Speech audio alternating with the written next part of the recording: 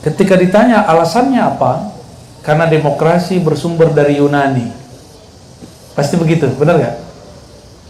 Oke. Saya mau tanya lagi, khilafah Umayyah itu bersumber dari mana? Khilafah Abbasiyah, khilafah Turki Utsmani, apakah itu khilafah yang Nabi puji?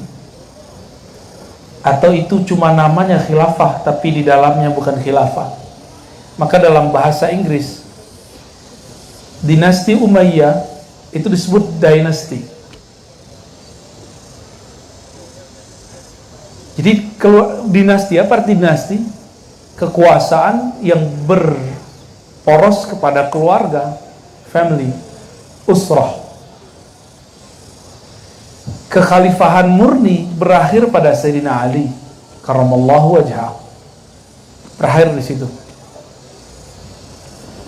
Maka khilafah yang akan kita perjuangkan bukan khilafah seperti Bani Umayyah, Abbasiyah, atau Turki Utsmani. Sering dengar Muhammad Al-Fatih? Sering dengar? Antum dengar cuma cerita indahnya, gak dengar cerita pahitnya. Muhammad Al-Fatih dalam sejarah yang sahih ditulis, beliau sebelum digelari Al-Fatih namanya Muhammad Khan. Di pemerintahan sebelumnya, raja-raja sebelumnya di Turki Utsmani, para sultannya, dihapus ideologi atau sistem putra mahkota. Sistem meninggal raja nanti turut ke putra mahkota, itu dihapus, dianggap tidak islami. Akhirnya ini lebih berbahaya. Apa yang terjadi? Setiap pangeran-pangeran buat kerajaan sendiri. Maka sebelum Muhammad Al-Fatih dikenal Al-Fatih, dia berperang sama saudara sepupunya, bunuh-bunuhan. Itu khilafah yang dirindukan? Enggak, saya merindukan khilafahnya para sahabat yang 4. Sedangkan dari Bani Umayyah sampai terakhir Turki 1924, kita tidak pernah merindukan itu. Maka dalam hadis Imam Ahmad, Nabi mengatakan, setelah beliau akan ada khilafah Rasyidin, kekhalifahan para khulafa yang Rasyidin, khulafa yang Rasyid. Apa arti Rasyid?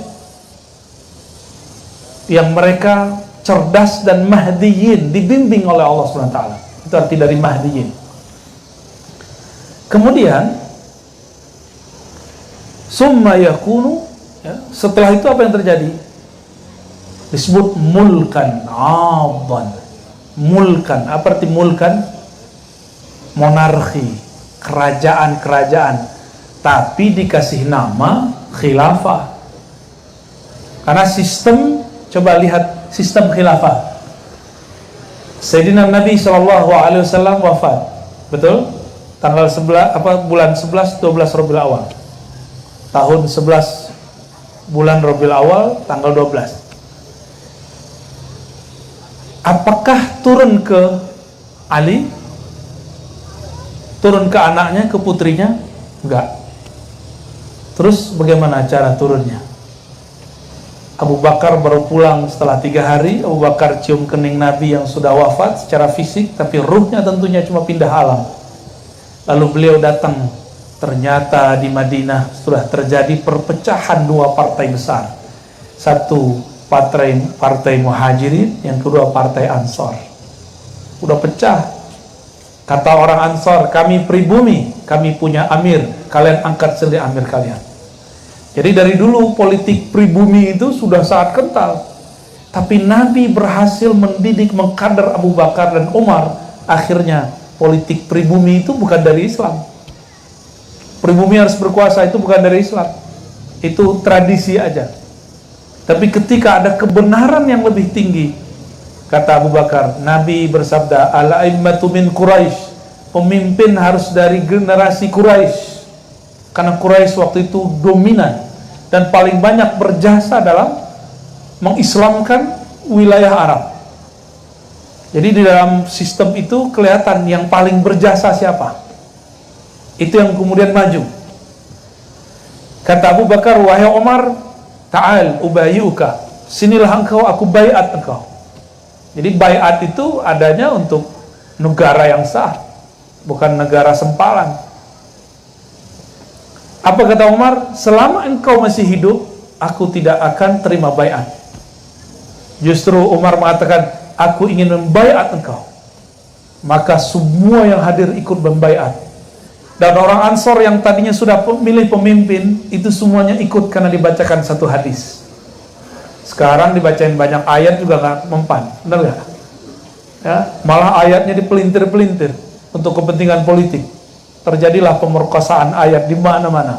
Semua kelompok mengambil ayat sesuka dia. Saya ini kan bukan orang politik. Saya murni orang kampus, orang pesantren. Ya kalau bahasa orang ilmuwan, bolehlah disebut ilmuwan. Ya, kalau kita nyebutnya kita santri. Saya ini santri. Melihat ayat Allah digiring kemana-mana, hati kami miris sekali. Cuma banyak teman saya yang takut bersuara. Karena jamaah umatnya sedang terbakar oleh ayat-ayat tadi yang digoreng oleh orang-orang tertentu. Saya kemudian membaca sebuah hadis dalam hati, ya Allah, man qala bil Qur'an, man qala fil Qur'an bi ra'yihi falyatabawwa maq'adahu minan nar. Hadis Imam Tirmizi, hadis murid dari Imam Bukhari namanya Tirmizi. Hadis sahih.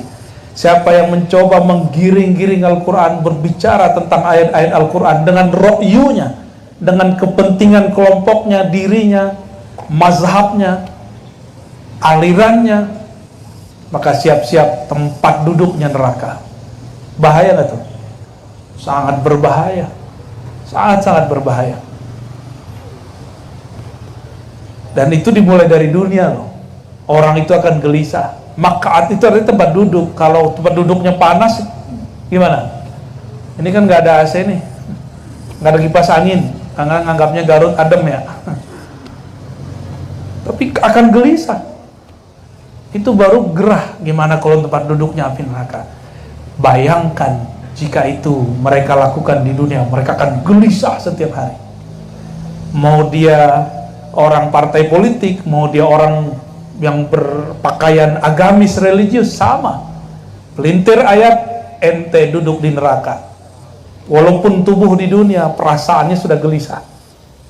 Begitu Allah mengancam orang-orang yang memelintir-melintir ayat. Ya. Saya mau tanya, di zaman Rasul ada pemilu nggak? Ada pemilu kada apa namanya? Pilkada, ada nggak? Ada nggak? Maka kalau ada ayat dibawa ke pemilu, sah nggak? Haram hukumnya. Oh, Buya, Ustadz, Kiai, kan Islam tidak boleh terpisah dari politik. Lah giliran saya berpolitik dianggap Ustadz, jadi Ustadz aja, jangan terjun ke politik, digituin saya. Giliran ente kenapa boleh, ya kan? Oh, Islam gak boleh terpisah dari politik. Lah Islam ada dalam diri saya, ada dalam diri kita semua. Kita boleh dong. Tapi giliran kiai berpolitik dianggap keluar dari khitbah. Benar gak? Tapi giliran dia berpolitik dianggap sesuai khitbah. Nggak adil. Ada persepsi yang tidak pas. Itu sistem pertama. Sahabat langsung baiat Abu Bakar. Ini sama dengan pemilihan langsung, tidak diwakilkan, nggak pakai coblos, langsung baiat. Ini sejarah pertama di dunia. Konflik bisa diselesaikan cukup dengan 1 hari pertemuan. Siapa yang menyelesaikan? Sayyidina Abu Bakar. Abu Bakar ini sudah sangat senior, 60-an. Dia nggak ada hasrat berkuasa. Tapi Sayyidina Abu Bakar menghadapi pemberontakan di zaman itu, dan ada nabi-nabi palsu. Jadi Abu Bakar itu tugasnya cuma satu, yang paling berat, ngurusi pemberontak. Negara dibangun, pemberontak harus disingkirkan. Susah sekali ngurus negara itu. Benar Pak ya? Susah sekali. Ngurus kampus aja ribet, apalagi ngurus negara. Ngurus rumah tangga aja ribet, konflik-konflik. Udah sekian tahun menikah masih konflik. Benar Pak ya? Padahal beliau ini wajahnya kayaknya nggak ada marah-marahnya. Ya. Di rumah belum tahu. Baik. Meninggal Sayyidina Abu Bakar wasiat, kalau saya meninggal maka yang naik Umar. Umar meninggal, apa yang terjadi? Sebelum meninggal dia buat namanya Ahlul Halli wal Aqdi. Berarti Ahlul Halli wal Aqdi itu ijtihad siapa? Ijtihad nih, kreasi berpikir. Siapa? Umar. Bukan dari Nabi. Ini ijtihad politik. Disetujui para sahabat, maka disebut ijma'. Jadi ijma' sahabat bahwa boleh ahlul halli wal aqdi. Kalau sekarang MPR, DPR. Bedanya dulu perwakilan fraksi-fraksinya masih belum banyak. Cuma ada beberapa kabilah. Sayyidina Ali mundur, Talha Zubair mundur, tersisa Sayyidina Utsman. Karena beliau paling tua, beliau menjadi khalifah, umurnya sudah di atas 70. Tua nggak tuh? Tua nggak? 70 tua nggak? Apa dibalik? 71 jadi 17.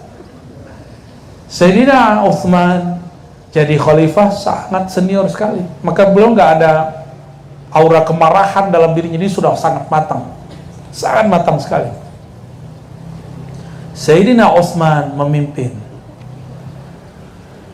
Tapi dia naik, Umarnya hidup, meninggalnya karena dibunuh atau meninggal di atas kasur? Dibunuh. Orang sesoleh Umar dibunuh, bayangin. Umar itu merindukan setiap hari menjadi orang yang gugur di medan juang. Ketika Nabi, Abu Bakar, Umar, Utsman naik Gunung Uhud, Gunung Uhud bergetar, grogi dinaiki Rasulullah, karena tiada satu gunung, satu batu diinjak oleh baginda Rasul sallallahu alaihi wasallam, melainkan batu itu bersalam kepada Nabi, mengucapkan salam kepada beliau. Ini bukan lagi lewat, Nabi naiki. Itu gunung bergetar. Bergetar itu Gunung Uhud, satu-satunya gunung yang Nabi naikin. Apa kata Nabi? Nabi hentakkan kakinya, Nabi mengatakan, wahai Uhud, kami cinta engkau, engkau cinta kami. Tenanglah, di atasmu ada Rasul Allah, ada Siddiq, yaitu Abu Bakar, ada 2 orang syahid. Jadi Nabi sudah mengabarkan bahwa 2 orang ini akan meninggal dalam keadaan syahid. Begitu Rasulullah diberikan ilmu kunci-kunci takdir. Nabi sudah dikasih tahu, hatta cucunya Sayyidina Al-Hasan dan Husain sudah dikasih tahu cara matinya. Jadi ketika Nabi lagi jalan, beliau ngomong, aku mencium aroma darah Husain sedang disembelih. Jadi Nabi diperjalankan oleh Allah untuk melihat masa depan. Itu Rasulullah Sallallahu Alaihi Wasallam. Sayyidina Umar mati dibunuh. Sayyidina Utsman, beliau awalnya aman-aman aja. Kirimlah Muhammad bin Abi Bakar, anaknya Abu Bakar, mau jadi gubernur di Mesir. Apa yang terjadi? Di tengah jalan, tiba-tiba ada pembawa surat. Dulu pembawa surat nggak boleh diganggu, nggak boleh dibunuh. Yang bunuh pembawa surat, semua wilayah boleh membunuh wilayah itu, boleh ngancurin wilayah itu. Ya, misalnya nih, ada orang kirim, misalnya ini kerajaan Garut misalnya, ada kerajaan dari Betawi kirim surat, di tengah jalan ada satu wilayah membunuh pembawa surat, itu wilayah boleh dibunuh oleh semua negara, oleh semua kerajaan. Begitu hukumnya dulu.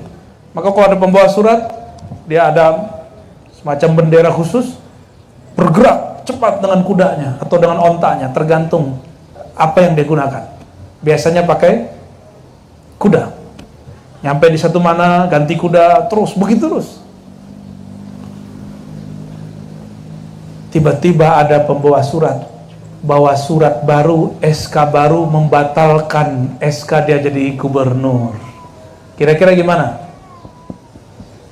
Saya nih atau Pak Joni diangkat jadi gubernur atau diangkat jadi pejabat, tiba-tiba baru mau naik panggung Diturunin lagi, dibatalkan. Kesel nggak?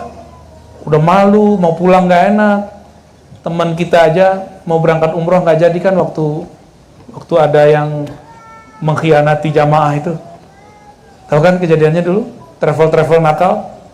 Malu pulang. Ya udah main-main ke Singapura dia. Yang penting pulangnya bawa oleh-oleh. Udah tasyakuran. Kan tasyakuran mau umroh. Tahu-tahu nggak jadi berangkat. Malunya bukan main. Apalagi Muhammad bin Abi Bakar udah mau jadi gubernur, raja di wilayah Mesir. Ternyata di cancel. Beliau sih nggak masalah. Tapi orang-orang sekitarnya marah. Kembali ke Madinah, orang-orang ini yang sekitarnya yang sedang menjilat Muhammad bin Abi Bakar, kemudian mengepung Sayyidina Utsman 40 hari 40 malam. Hari ke-40 Sayyidina Utsman lagi baca Quran, ditusuk. Coba perhatiin, lagi baca Quran ditusuk. Begitu orang-orang radikal dari masa sahabat melakukan sesama muslim, memperlakukan orang-orang yang soleh. Udah jelas nih baca Quran itu beriman gak tuh orang? Tapi bagi mereka beda politik, beda iman. Ini mereka nih, kaum radikal, kaum ekstremis.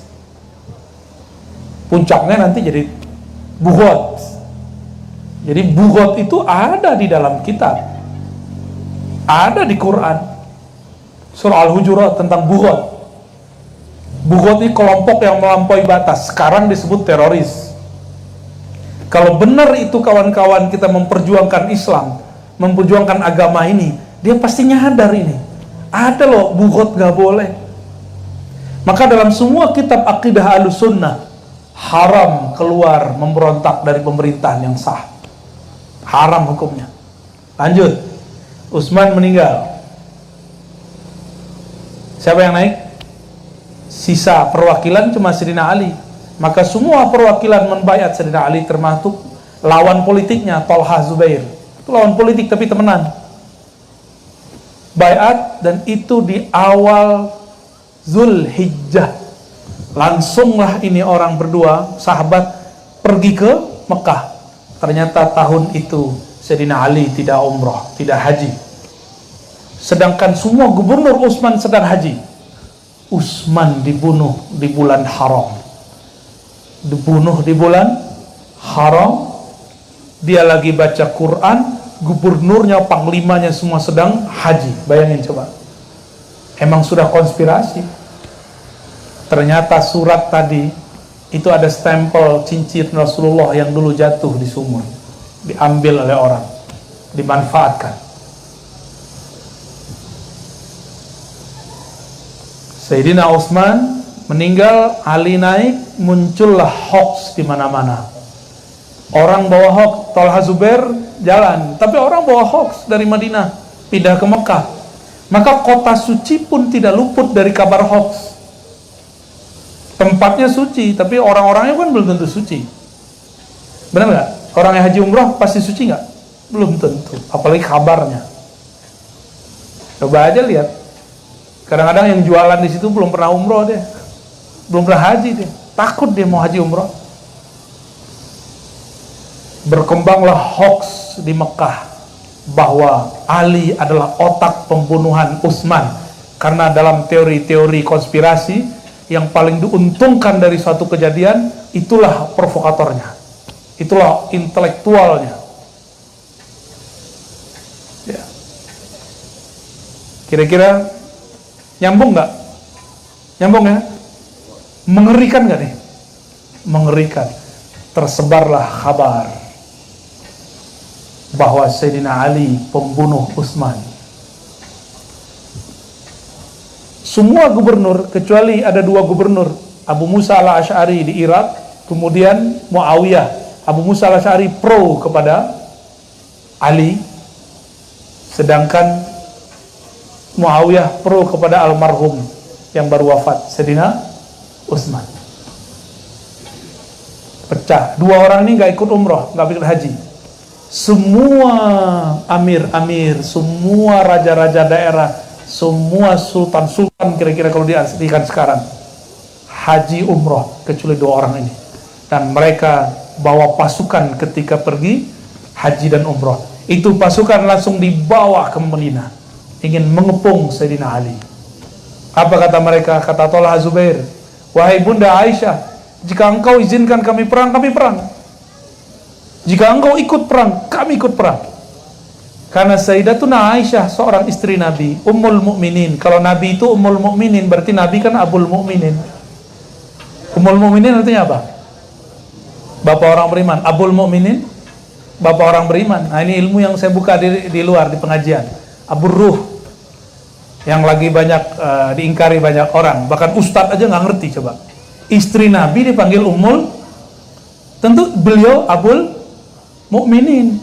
Dalam istilah ilmu ma'rifat disebut Abur Ruh, bapaknya ruh, ya. Nah, nantilah kajian-kajian kerohanian nanti, tapi kira-kira itu cluenya. Sayyidatuna Aisyah kemudian mengizinkan para gubernur untuk mengepung Sayyidina Ali. Kepunglah Madinah. Tapi Sayyidina Ali ini kan ahli strategi perang, semacam demo, nuntut Ali, ente bertanggung jawab. Kata Sayyidina Ali, siapa yang bunuh Utsman? Saya tidak pernah bunuh Utsman. Utsman itu masih saudara saya. Kenapa? Saya menikahi Fatimah, sedangkan Utsman menikahi 2 putri Rasulullah Sallallahu Alaihi Wasallam. Berarti saudara apa namanya nih? Saudara ipar, ipar istrinya. Masih saudaraan. Gak mungkin mereka bunuh membunuh. Mereka dulu sama berjuang di medan juang. Bisa ngikutin? Napas ya. Setelah itu Sayyidina Ali cuma ngomong, saya nggak salah kok. Sayyidina Ali tidak menguasai sosial media seperti sekarang ya. Kalau ya kan bisa tinggal pakai video ya nggak, sebarin. Kan dulu nggak ada. Hoax terus berkembang. Tapi matahari sudah hampir terbenam. Matahari yang terbenam kira-kira jam 5, setengah 6. Makanya demo jangan diteruskan setelah jam 5, karena pasti ada penyusup. Ini saran saya kepada Adinda, para mahasiswa. Saya juga aktivis dulu ya.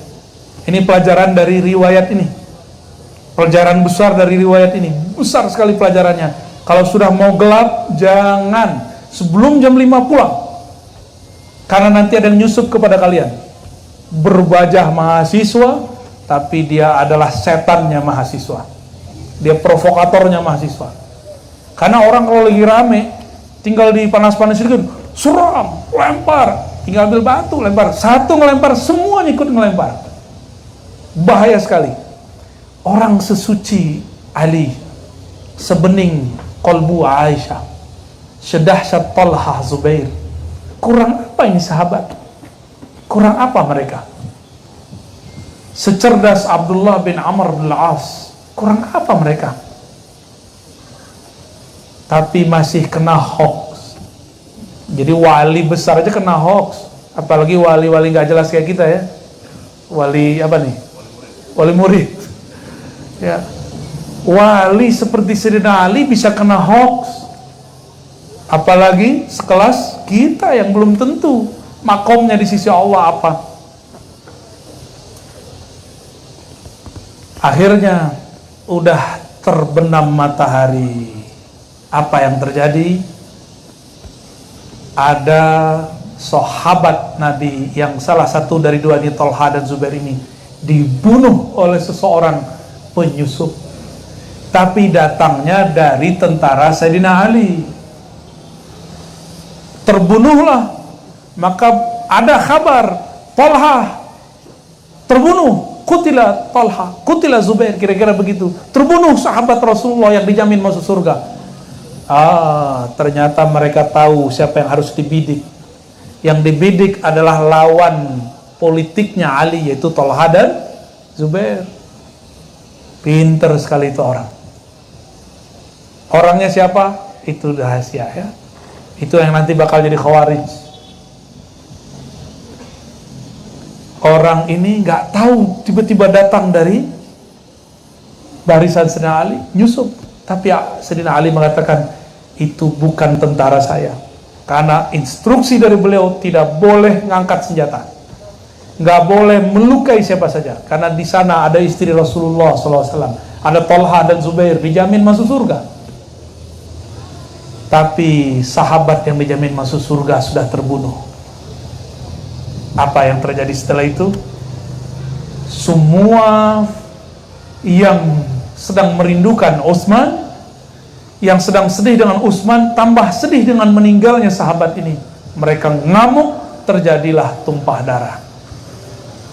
Tapi karena yang dilawan Sayyidina Ali, apa yang terjadi? Kalah semua. 5.000 lebih tentara Aisyah, Talha, Zubair mati. 1.000-an tentara Ali mati.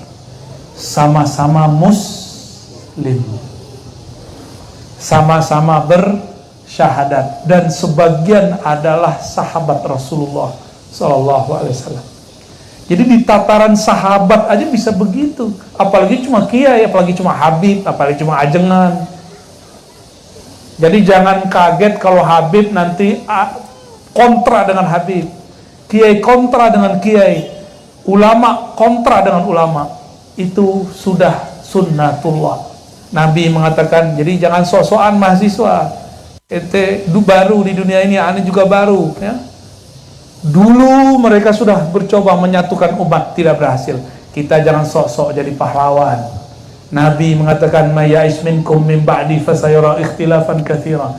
Yang hidup setelahku akan melihat ikhtilaf yang luar biasa.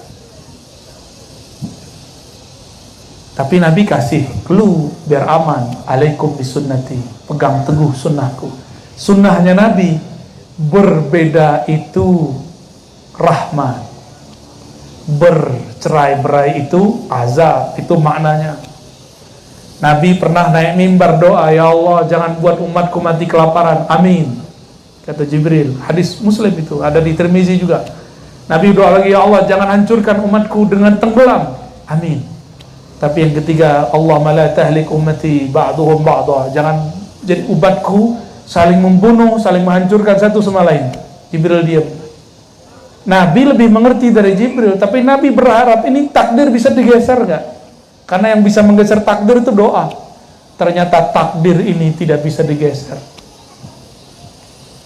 Maka nikmatilah perbedaan, jangan dijadikan sebagai siksaan. Orang beda faham sama kita tuh biasa aja. Oh, ini di pertentangan dengan ayat. Ayat yang mana? Bertentangan dengan ayat atau bertentangan dengan pemahaman kita terhadap ayat? Itu beda loh. Nih adinda mahasiswa, tolong bedakan. Orang berbeda dengan ayat, berbeda makna dengan berbeda faham dengan pemahaman kita terhadap ayat. Contoh, surat Al-Ma'idah, "Wa man lam yahkum bima anzalallah fa ulaika humul kafirun." Siapa yang tidak berhukum dengan hukum Allah, kafir. Hukum Allah, apa yang disebut hukum Allah? Kawan-kawan itu membayangkan hukum Allah itu kalau maling potong tangan, zina dirajam, apalagi ghanimah, fai. Itu hukum jinayat. Ada hukum yang lain, ada hukum ibadat, ada hukum muamalat, ada hukum kerohanian, ada hukum akidah. Itu nanti coba cek. Rasulullah awal berdakwah di Mekah langsung potong tangan nggak diterapkan? Di Mekah 13 tahun lebih lama. Hukum potong tangan itu belakangan di Madinah baru diterapkan. Setelah kuat iman mereka, struktur kenegaraan sudah bagus, aparatnya sudah lengkap, baru itu diterapkan. Jadi belakangan, hatta jilbab aja baru belakangan diterapkan. Belakangan semua itu diterapkan.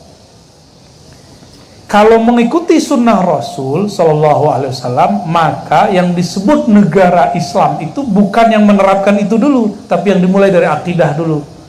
Coba lihat, di Pancasila itu ada nggak yang bertentangan dengan Islam? Kalau itu disebut tauhid, coba pertama apa? Sama dengan ayat apa isinya? Isinya sedang menjelaskan ayat apa? Qul huwallahu ahad wa ilahukum ilahu wahid. Sama. Islami nggak tuh? Oke, yang kedua apa? Adil. Apa kata Allah? Ya'dilu. Berbuat adillah kamu. Innallaha yuhibbul muqsitin. Nah, lagi surah Mumtahanah. Allah suka kepada orang adil. Apalagi ketiga. Persatuan. Innamal mu'minuna ikhwah fa aslihu baina akhwaikum, surah Al-Hujurat. Sampai rukun kelima. Pancasila kelima, sila kelima. Itu ada dalilnya semua. Kalau mau pakai dalil-dalil mah banyak. Ya. Kurang Islami apa? Oh, ini belum hukum potong tangan belum. Nah, tunggu dulu. Hukum potong tangan itu berlaku ketika negara ini sudah betul-betul tasdik semuanya. Baru nanti berlaku ketika Al-Imam Al-Mahdi muncul. Sabar ya deh ya. Kan sekarang lagi banyak kajian akhir zaman, benar nggak? Nanti itu akan berlaku lagi. Akan diterapkan kembali secara utuh, nggak ada orang yang menolak. Tapi kayaknya nggak bakal terjadi sih nanti. Nanti nggak ada orang jahat lah. Imam Mahdi kalau keluar nggak ada orang jahat, baik semua. Nggak ada korupsi, nggak ada kezaliman. Nanti bukan kita negara yang sudah ada terus kita pecah belah, enggak. Masih bisa kuliah di Suriah, sulit lah kuliah. Di Irak sekarang sulit kuliah. Bahkan mereka cari suaka keluar. Saya waktu bertugas dakwah di Eropa, itu di mana-mana gak ada lagi tempat. Orang-orang dari Suriah, dari mana-mana pergi mencari suaka. Tidurnya berkolong langit. Jadi ada satu tempat nggak dipakai, mereka ngumpul di situ semua. Orang-orang Nigeria yang sekarang juga dihantam oleh Boko Haram, sama. Somalia sama. Sudan sama. Mau kayak mereka? Hah? Ini sudah nikmat loh, kalian nggak syukur. Coba ngumpul-ngumpul di Cina. Antum ke Cina, ngumpul-ngumpul 5 orang, datang polisi. Kalau ini malah ditemenin kita sama polisi ya. Kasih Pak ya. Saya dulu benci juga sama orang kayak dia ini. Ya. Maka kita bilangin di Mabes, janganlah intel-intelin kita. Temenin aja kita dakwah. Bener, saya ditemenin sekarang. Makasih Pak ya. Semoga ditanda kalau tidak ada kebencian, tidak ada kemunafikan dalam diri kita untuk masalah cinta negeri ini. Ya, amin. Insya Allah. Coba antum, kalau perang bisa kuliah nggak? Orang Ukraina sekarang bisa kuliah nggak? Nggak bisa kuliah. Boro-boro mau kuliah, mau makan aja susah. Jadi jangan berpikir perang itu enak. Perang yang enak itu nggak ada. Kecuali bersama baginda Rasul Sallallahu Alaihi Wasallam. Itu pun banyak munafiknya. Ada 300-an munafik bersama Rasul. Nabi ngerti, tapi Nabi kan nggak boleh mengkalamkan dia munafik sampai dia menunjukkan kemunafikannya. Nabi pun nggak boleh tuduh-tuduh munafik. Sekarang kan orang main munafikin orang lain ya. Oh itu kiai munafik tuh, ustadz munafik tuh, gampang sekali. Dia nggak sadar bahwa setiap kita ini punya potensi kemunafikan tuh sama semua. Maka Sayyidina Al-Hasan Al-Basri mengatakan, man amina minan nifaq fahuwa munafik. Yang merasa dirinya nggak munafik, dia munafik sebenarnya. Coba aja lihat diri kita, berapa banyak munafik, mulai dari munafik mata, telinga, ya. Katanya ghaddul basar, nunjukin mata, ya kelewat yang bening dikit ngelihat. Mau cowok mau cewek sama aja. Sama aja. Buktinya di zaman Sayyidina Yusuf yang jelalatan siapa? Ibu-ibu. Kalau sekarang mas-mas, AA ini ya, sama aja. Maka di Quran itu disebutkan hamma biha, hammat bihi, hammat. Ada himmah. Ini nggak dosa. Hamma itu ada bersitan sedikit di hati. Dibersihkan Allah. Bersitan apa? Biasa manusiawi. Sayyidina Yusuf itu. Apalagi kita yang bukan Yusuf, paling adanya AA Ucup. Ya. Baik. Dari Sayyidina Ali, beliau kemudian berlanjut perangnya melawan Muawiyah. Muawiyah pakai strategi yang belum pernah diketahui Sayyidina Ali, yaitu diplomasi. Kata Abu Musa al-Asy'ari, ya udahlah kita damai aja lah. Utusan diplomat dari Sayyidina Muawiyah ngomong ini, namanya Abdullah bin Amr al-As. Ya udah kalau gitu kamu duluan ya, turunkan dulu khalifahmu Ali, habis itu saya maju. Maka berdirilah Abu Musa al-Asy'ari ketika perang Siffin. Saya utusan Ali bin Abi Thalib Amirul Mukminin menyatakan bahwa Ali untuk kebaikan umat siap turun. Titik, turun. Berdirilah Abdullah bin Amr bin As. Dia kan nggak ngomong apa-apa ke Abu Musa al-Asy'ari, naik. Abdullah bin Amr nggak bilang bahwa Muawiyah akan turun, mundur, nggak. Dia cuma bilang, ntar kamu naik, habis itu saya naik. Diplomasi. Kalau diplomasi ini pinter-pinteran ngomong, harus belajar mantik dengan baik, logika, ilmu logika dengan baik. Selesai Abu Musa al-Asy'ari menurunkan Ali, Abdullah bin Amr bin As mengatakan, baik, saya terima penurunan Sayyidina Ali dan saya naikkan Muawiyah. Naik, bingung Abu Musa al-Asy'ari, nggak bisa ngapa-ngapain, kan diplomasi. Kacau itu. Tentara Sayyidina Ali waktu itu hampir menang, cuma karena Muawiyah memerintahkan naikkan mushaf, kita buat diplomasi. Sayyidina Ali kemudian mundur dan buat diplomasi tadi. Ini siasat luar biasa, karena Abdullah bin Amr pernah bertugas di Mesir, pernah ketemu orang Persia, pernah belajar dengan orang Romawi, jadi dia tahu cara berdiplomasi dengan baik. Sayyidina Ali ilmuwan, ahli strategi perang, bukan ahli diplomasi. Maka orang-orang beliau kalah. Seandainya Sayyidina Ali kirim Abdullah bin Abbas, itu menang. Tapi Abdullah bin Abbas masih muda, dia nggak enak, ente aja Abu Musa. Naiklah Abu Musa. Kalah diplomasi dengan Abdullah bin Amr bin As. Maka turunlah Sayyidina Ali dengan sistem diplomasi. Udah berapa sistem pemerintahan? Pemilihan? Pertama, pilihan langsung. 2, ditunjuk. 3, perwakilan. 4, perwakilan. Kelima tadi apa? Diplomasi. Setelah diplomasi, meninggal Muawiyah, dia kemudian mengangkat, sebelum meninggal mengangkat putra mahkota Yazid bin Muawiyah, yang nanti lewat tentara dia terbunuh Sayyidina Al-Husain. Ada namanya Ibnu Ziyad, gubernur yang sangat ganas sekali di Irak. Dia tentara, dia membunuh Sayyidina Al-Husain. Yazid bin Muawiyah diangkat. Maka sahabat-sahabat kemudian menyesal. Mereka diam dulu ketika terjadi diplomasi. Abdullah bin Umar nyesal, Abu Hurairah nyesal semua.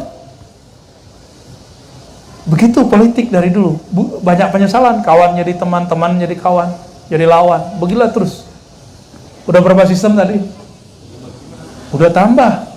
Muawiyah ke anaknya apa? Keturunan, monarki. Itulah khilafah Abbasiyah, Umayyah sampai Turki Utsmani. Kesultanan Islam di negeri ini semuanya monarki. Itu bukan sistem Islam, tapi diadopsi dari Persia dan Romawi. Kenapa orang tidak mengatakan itu tauhid? Kok yang dianggap tauhid cuma demokrasi? Persia, Romawi punya sistem monarki. Demokrasi itu apa istilahnya? Bentuk kritik terhadap feodalisme. Aristoteles, Plato, Socrates itu membantah itu, maka dibuatlah demokrasi. Socrates gagal. Socrates sampai bunuh diri, minum racun. Bayangkan. Ya. Jadi teman-teman, urusan politik ini gak ada habisnya. Nanti bakal begitu lagi. Dan Nabi mengatakan, setelah mulkan adan, monarki yang masih menggigit kitab suci, akan muncul namanya khilafah ala minhajin, kekhalifahan. Sebelumnya ada mulkan jabbaran, monarki, kekuasaan yang otoriter. Dia kerajaan otoriter. Berarti bukan demokrasi ini. Coba lihat, yang masih pakai monarki di mana? Saudi. Mana lagi? Yang murni cuma Saudi. Berarti zaman monarki otoriter sudah mulai berakhir. Sekarang zaman demokrasi. Maka demokrasi itu adalah masa transisi dari monarki otoriter kepada khilafah ala minhajin nubuwah. Maka semua orang, semua kelompok, semua pergerakan sekarang merindukan khilafah, tapi mereka lupa belakangnya ala minhajin nubuwah. Apa arti nubuwah? Ilmu tentang Allah. Ilmu itu turun ke dalam ruh, penuh dengan rahmat kasih sayang. Maka minhaj nubuwah adalah kekhalifahan yang dibangun dengan kasih sayang, bukan dengan berontak, bukan dengan buhot. Ya, ini materi saya sudah dari jauh-jauh hari. Dari awal-awal jadi dosen, saya jadi dosennya telat Pak ya, baru 2012. Bapak tahun berapa Pak? Sebelumnya? Oh sama. Pak Rektor? 98. Waduh, sesepuh kita nih. Ya, Bapak tahun berapa? 99. Waduh, saya cium tangan deh. Sepuh semua ini. Ya. Saya mau alaf ya, kita mau alaf ya. Dari awal saya ngajar tentang aliran-aliran dalam Islam di UIN, sampai kemudian pindah ke IIKI, saya mengajarkan hal ini dan sama. Jadi ini materi bukan materi pesanan. Ini sudah konsep saya dari dulu-dulu. Ya, jadi teman-teman jangan kadang ngelihat ada lambang itu terus pesanan ya. Enggak. Ini murni bagi saya. Siapa yang merawat negeri ini maka saya support. Siapapun, mau kelompok, mau lembaga resmi negara, mau pengajian, mau majelis taklim, mau halakoh kecil, mau majelis sholawat, fa'ana ma'akum. Saya bersama antum. Kenapa? Kalau negeri tidak aman maka tidak mungkin buat pengajian, gak mungkin buat kampus, gak mungkin bisa sekolah, gak bisa ngapa-ngapain. Semoga Allah jaga negeri ini, walaupun kita tidak tahu sampai kapan. Ya, udah mau jam 11, udah ya. Ada tanya jawab? Udah mau Jumatan? Cukup? Gimana? Ada satu pertanyaan, satu mahasiswa, satu mahasiswi, silakan. Baik. Ya, silakan dipilih. Teman-teman boleh angkat tangan siapa yang akan bertanya? Ya.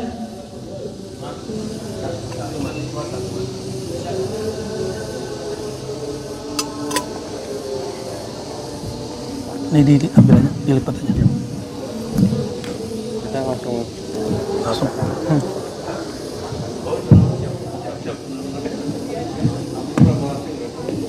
Oke, bismillah. Perkenalkan, nama saya Muhammad Dayan. Saya program dari PCI IMM Kabupaten Garut. IMM. Iya. Ya. Jadi gini, Pak. Ada dua pertanyaan yang pengen saya sampaikan terkait penyampaian barusan. Pertama, ketika kita berbicara mengenai radikalisme, artinya kita sedang berbicara nalar, pemikiran dan pemahaman yang jelas-jelas sulit untuk diamankan. Pertanyaan saya di sini bahwa bagaimana Pak Densus, Pak Polisi, selaku keamanan negara dalam mengidentifikasi individu atau kelompok tertentu memiliki pemahaman radikalisme yang jelas-jelas. Kita sadari bersama bahwa pemahaman bersifat tidak berbentuk dan fluktuatif. Lalu pertanyaan kedua, isu radikalisme di negeri kita ini selalu disandingkan dengan kata terorisme. Dan lagi-lagi selalu menyudutkan pada satu agama, yakni agama Islam.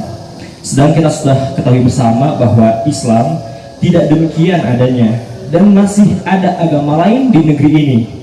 Pertanyaan saya, atas dasar ketidaksukaan apa negeri ini sehingga selalu menyudutkan kami selaku umat Islam seolah pelaku dalam hal tindak radikalisme dan terorisme?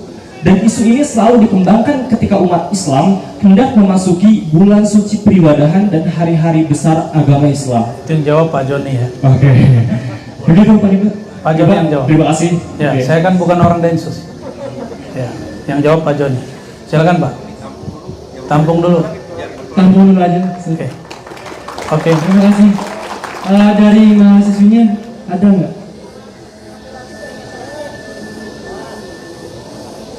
Saya hitung sampai 5 ya. 1, 2, 3, 4, 5. Udah.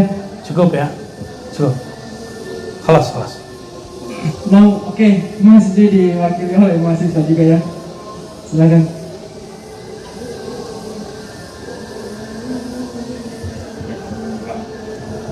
Bismillahirrahmanirrahim. Assalamualaikum warahmatullahi wabarakatuh.